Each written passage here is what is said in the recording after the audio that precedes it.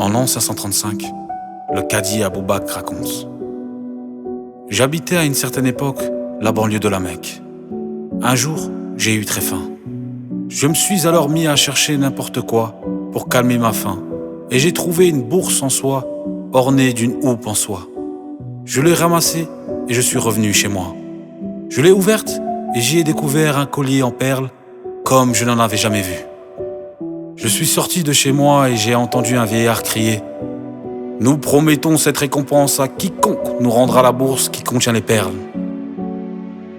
J'ai regardé pour voir de quelle récompense il s'agissait, et j'ai vu qu'il tenait dans sa main un morceau de tissu contenant la somme de 500 dinars.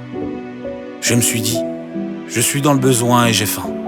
Je lui rends la bourse et je prendrai les 500 dinars qui m'aideront énormément. Je l'ai appelé, je l'ai saisi par la main et je l'ai emmené dans ma maison.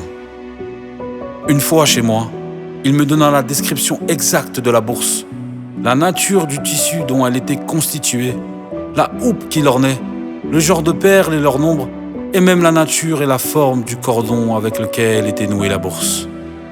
Je l'ai sorti de l'endroit où je l'avais caché et je la lui ai donnée. Quand il me tendit les 500 dinars, je refusai de les prendre et je lui dis: il est dans mon devoir de te la rendre, sans recevoir en échange aucune récompense.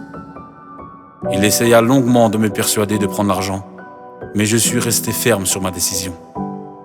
Comme il vit qu'il était vain d'insister, il me fit des adieux et s'en alla. Après cet événement, j'ai quitté la Mecque et j'ai pris la mer.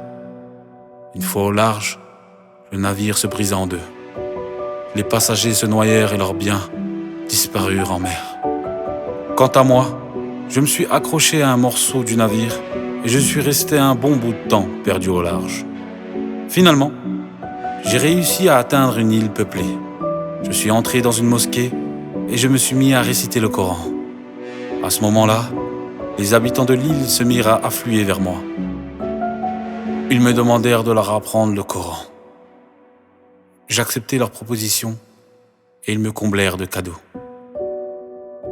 J'aperçus dans cette mosquée des feuilles du Coran et je me mis à les lire. Ils me dirent: connais-tu l'écriture aussi ? Oui, répondis-je.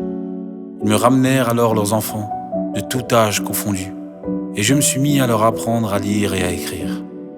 Ils m'accordèrent un bon salaire et me dirent: vis parmi nous une jeune orpheline qui possède une fortune assez considérable et nous désirons te la donner en mariage.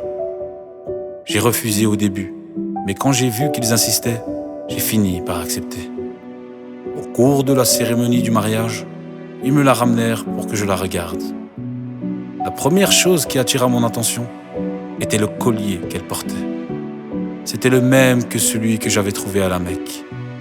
Mes yeux s'étaient fixés sur le collier et ne regardaient rien d'autre que cela. Les assistants me dirent: oh, Chir, tu as vexé cette orpheline. Tu ne la regardais même pas. Tout ce que tu regardais, c'était son collier.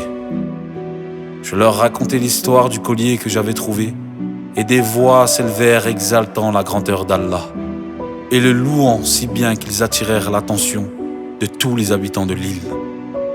Je leur demandai: qu'est-ce qui vous arrive ? Le vieillard à qui tu as rendu le collier est le père de cette fille. Il disait souvent: je n'ai jamais rencontré dans ce monde un musulman aussi pieux que celui qui m'a rendu mon collier. Et il ne cessait d'invoquer Allah en ces termes: mon Dieu, réunis-moi avec cet homme pour que je lui donne ma fille en mariage. Cette invocation vient d'être exaucée. J'ai eu donc d'elle 2 garçons. Et nous avons hérité du collier toute la fortune dont nous jouissons aujourd'hui.